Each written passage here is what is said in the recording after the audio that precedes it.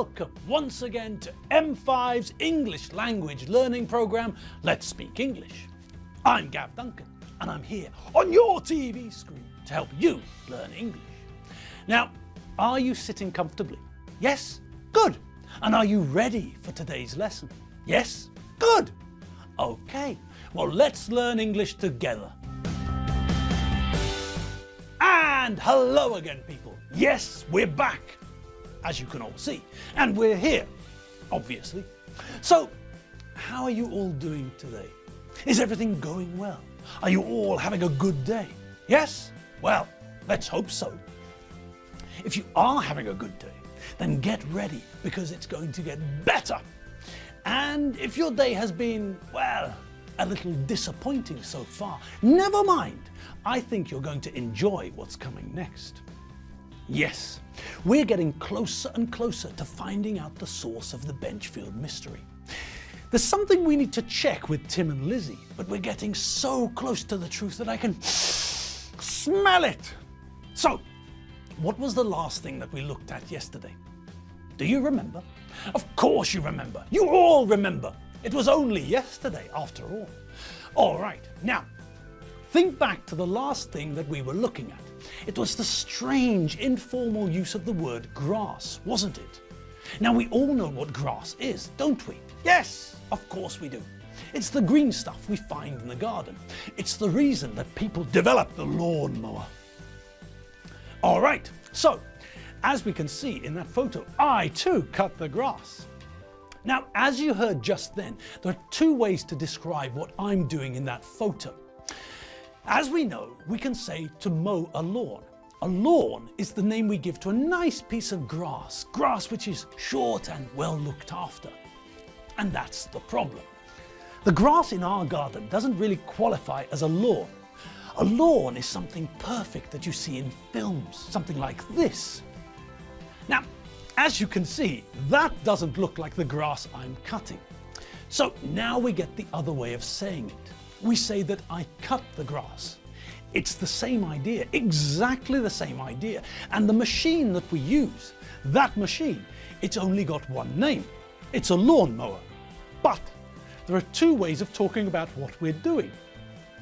Perhaps some people out there have got areas of grass around their garden which are as smooth as a snooker table, with perfect grass and no weeds.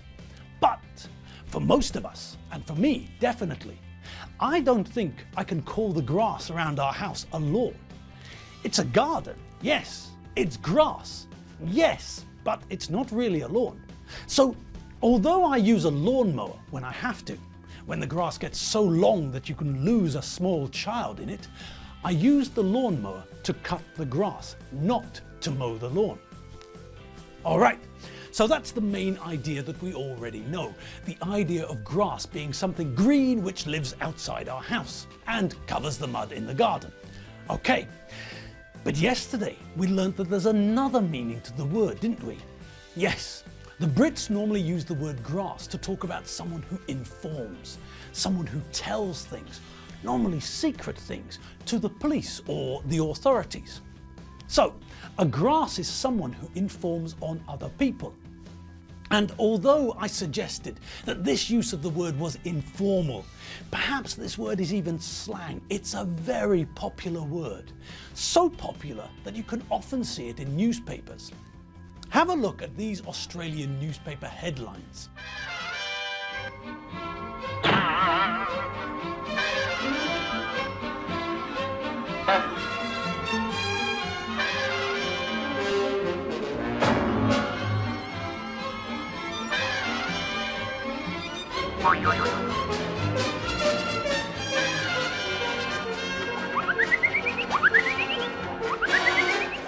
So, as you can see, this is a word which is now used all over the English-speaking word.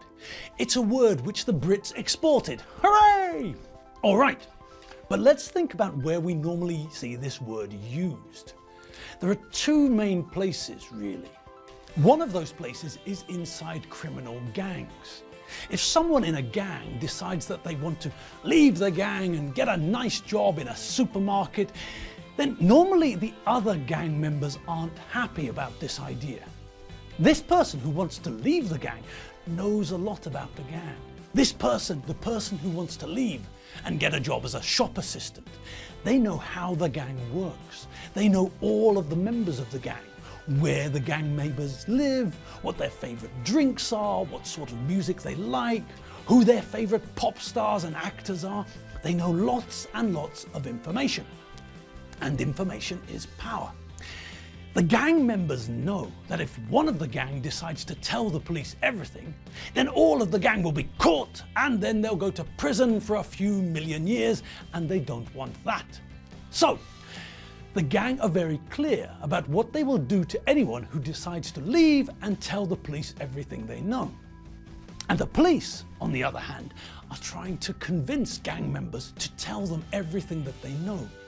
They're all concentrating on getting someone to grass on the other gang members, or they're concentrating on making sure that no one grances on the other gang members.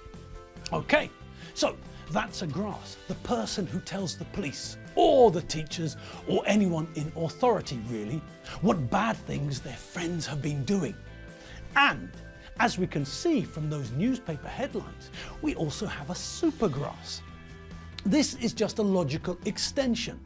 The prefix super, and yes, we can use it as a prefix, comes from the Latin meaning above. So, when we think about Superman, we can see that he's like a man, but he's stronger, faster, etc., etc. He's a Superman. He's like a man, but he's above that category. If I have a motorbike, but you have a superbike, then we know that your motorbike is more powerful than mine. Yours is above mine. The Lone Ranger is a hero, but someone like, I don't know, Deadpool, someone with superpowers, someone who can do things that normal people can't, that person is a superhero.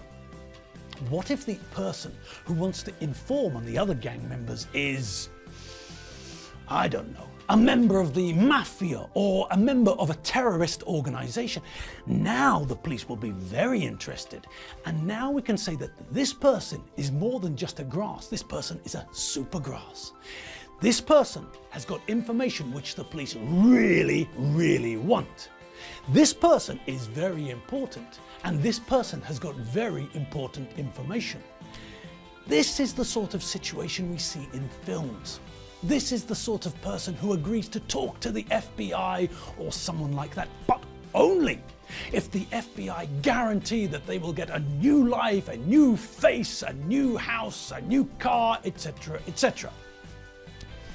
Now, Tim called Lizzie a grass, didn't he? Yes. And now it's time for us to think about why he did that. Well, what do you all think? What does a grass do? Yes, that's right. A grass informs or tells the authorities. The police, the CIA, the FBI, your mum and dad, the teachers at school, anyone who is in authority, anyone who is in a position of power, anyone who has power or control over others can be an authority. Okay, so this information, the fact that Tim said that Lizzie was meddling, that she was sticking her oar in where it wasn't wanted, the fact that he called her a grass, all of this information tells us something, doesn't it? Yes, that's right, Sherlock. This tells us that Tim is angry with Lizzie for telling on him. Tim is upset because Lizzie informed on him. She grassed him up. She grasped on him. She told the authorities. She squealed. All right, so we know that much, and it was pretty obvious, wasn't it? Tim was angry and told everyone why he was angry.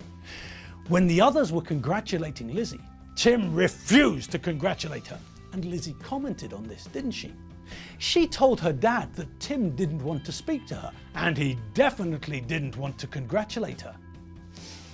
All right, so we've got a little bit closer to the source of the mystery.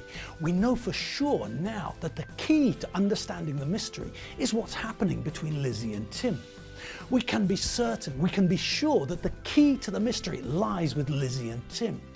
Now, let's see how they're all getting on. All right, now, what is going on? Honestly, I thought that I understood what was happening, but now, well, I'm starting to get confused again. Lizzie, why did you say that your brother didn't want to speak to you? Well, Dad, you heard what he said, didn't you? Well, no, not really. I mean, he was muttering away, but it was incomprehensible. It was like listening to someone speaking underwater. But you heard what he said, didn't you, Dave? Yes, Lizzie, I heard what he said, and it wasn't very complimentary. Dave, for the love of all things holy, please tell me what's going on. I'm starting to feel like I'm never going to get home. I'm going to spend the rest of my life stinking of cheese here in the supermarket. All right, Alfredo, calm down. Just calm down. The reason that Tim doesn't want to congratulate Lizzie is connected to everything that's happened here. It's connected to the mad dance that Tim did in the aisle. It's connected to the fact that Tim suddenly vanished from the checkouts and threw himself on the floor, screaming that his brain was exploding. He did that for a reason. Yes, obviously, we all do things for a reason, don't we? Yes, but there's a question we have to ask ourselves, isn't there? Is there? Yes, there is. Yes, sorry, Dave, but you're starting to lose me again. What question is it that we have to ask ourselves? Well, the question is twofold. Firstly, we have to ask ourselves why Tim suddenly started flopping about on the floor, screaming that his brain was exploding. And secondly, we have to ask ourselves why he did it, where he did it. Yes, well, it's still not that clear, Dave. Actually, it is pretty clear, Dad. If you think about what Tim called Lizzie, yes, dear boy, but as I mentioned a little while ago, I didn't hear what he said. Why? Did you? Yes, I think everyone heard. Well, everyone except you, Dad.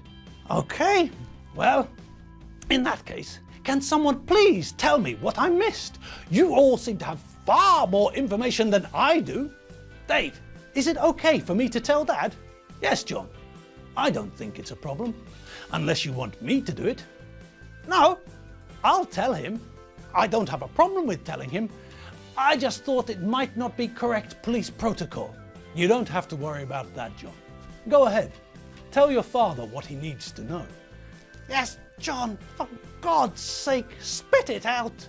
I would like to go home. Oh, yeah, right. John, keep your mouth shut if you know what's good for you. Tim, threatening your brother is a very bad idea, especially now that I'm standing here, and especially after what you got mixed up in today. It's probably best if you keep quiet. Button your lips, son. At the moment, the less you say, the better. Open your mouth and start threatening people, and it'll only get worse. Good God, this is turning into a gangster film. Tim, button your lip like a good boy, for once. And John, please spit it out. What was it that he said?